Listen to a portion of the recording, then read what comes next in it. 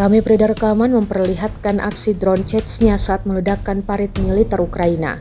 Rekamannya beredar di Telegram pada Sabtu 20 Juli 2024. Dalam keterangan unggahan disebutkan, parit yang menjadi tempat analisis pejuang angkatan bersenjata Ukraina dihantam drone Chechnya. Drone ini dikerahkan resimen pasukan khusus grup Aida 204 Chechnya.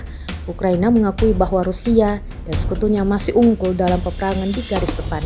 Pasukannya dianggap memiliki keunggulan dari berbagai lini, baik dari segi artileri, sistem udara, dan jumlah personel. Bahkan untuk drone, Ukraina mengakui kalau Rusia dan sekutu memiliki jauh lebih banyak.